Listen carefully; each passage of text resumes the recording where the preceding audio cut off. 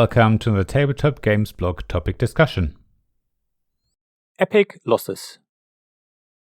For many of us, losing a game isn't much fun. Winning is usually much more enjoyable. However, sometimes board games create amazing moments that are more memorable than whether we won or lost. And in this article, I want to look at why losing a game can actually feel amazing, or at least be fun. I think there are a large number of games where winning or losing doesn't actually matter quite so much. It's playing the game that's the fun part, and they both stick in our minds. To me, engine building games fit the bill.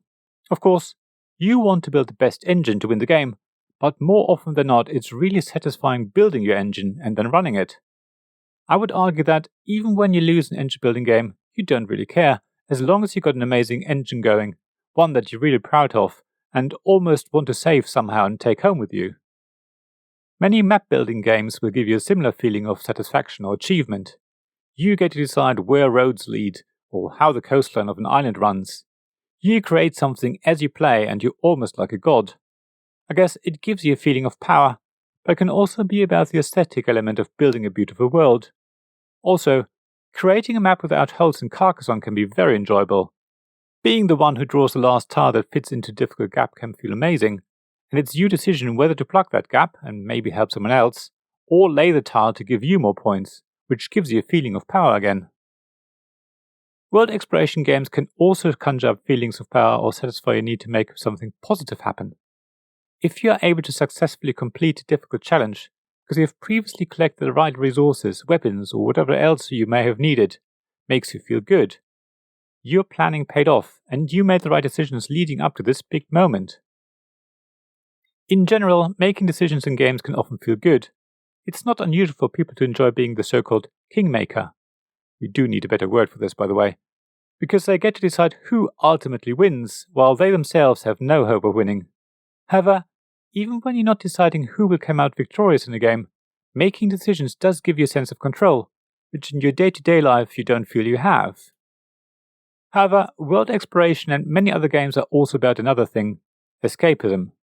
Whether you win or lose, you have been transported to another world for a while and didn't have to think about your day-to-day worries or challenges.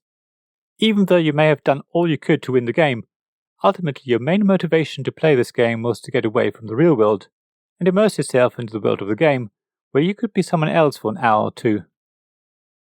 There's another thing that can make you feel good about losing a game, and that is having been able to try out a strategy and see how it doesn't work.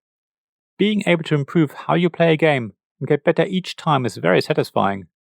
Even if you never win against the people you play with, if you can see your own game improve, it feels good.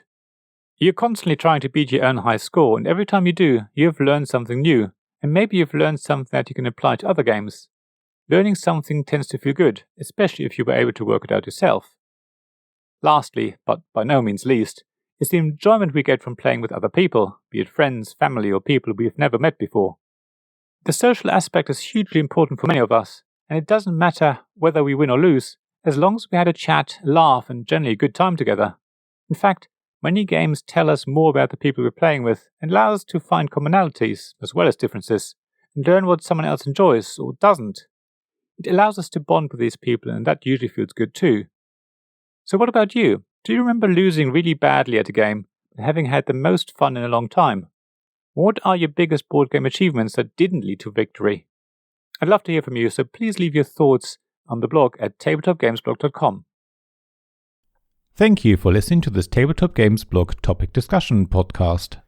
Please check the description below for links mentioned in this episode, as well as to the written version of this article on the blog.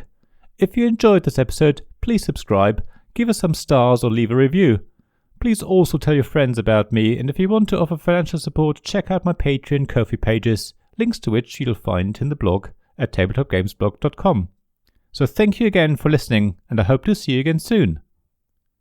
This podcast was made possible by the generous help of my Patreon supporters: Royal Patron Sean Newman, Castle Guards David Miller and James Naylor, Dice Masters Alex Bardi, Paul Grogan, and Robin Kay, and Shining Lights Gavin Jones, Sarah Reed, Richard Simpson, and Tim Vernick.